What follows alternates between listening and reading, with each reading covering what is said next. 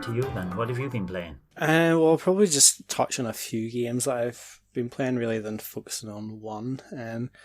I know that obviously we've spoken about our 50th episode is going to be a Mario extravaganza, really. I did jump into Super Mario All-Stars because obviously it came to the Switch recently. And I was wanting to play Super Mario Bros. 2 for a while because I haven't actually played through that game since beating it on the Game Boy Advance all those years ago.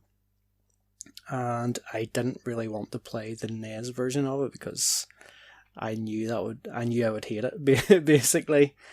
And unfortunately, I don't really like this version either. I was looking forward to playing it. Obviously, I know it's a different Mario experience, but I do remember kind of liking it on the Game Boy Advance, and I did play it a bit back on the Super Nintendo as well, in the original All-Stars version, and I don't really like it anymore.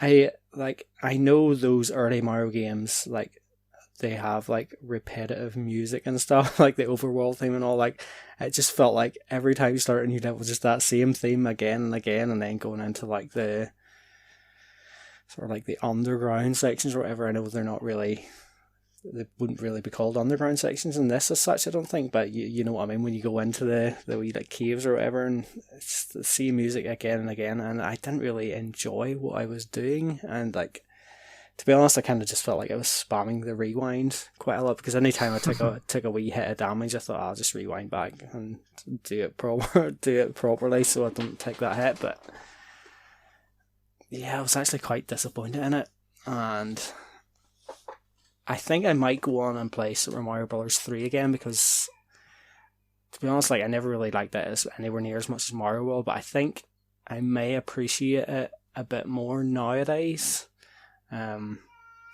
So I will play that at some point, but I really disappointed. I know Nick played it as well, actually. I think you maybe had a better time. I'm not sure if you're going to discuss that as well yourself, but yeah, I think you had a better time.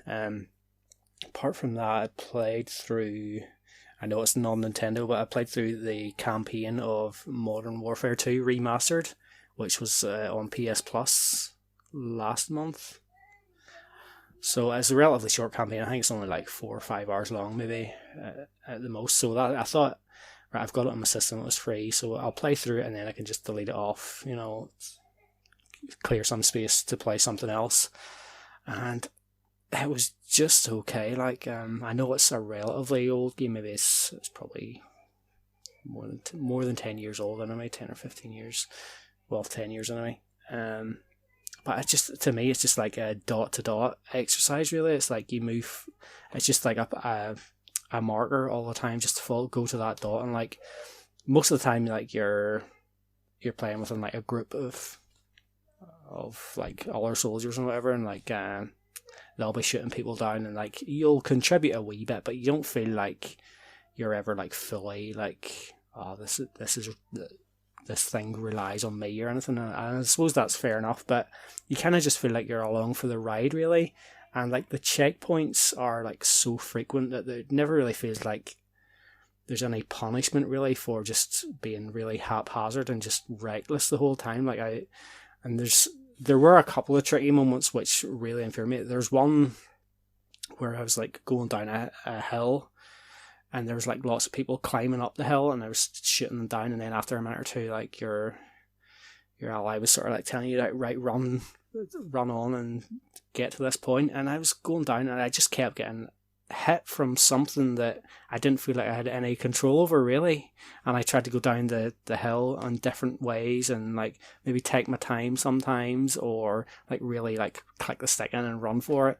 And I just kept getting hit every single time, and eventually I did it, but I never ever figured out where I was dying from the whole time, and it was really frustrating. So I was glad of the regular checkpoints at that point, but yeah, it's not an experience that I would really be dying to get through again. And it's definitely not what brought me into the Call of Duty franchise at all. It's one of them games that's just not really for me.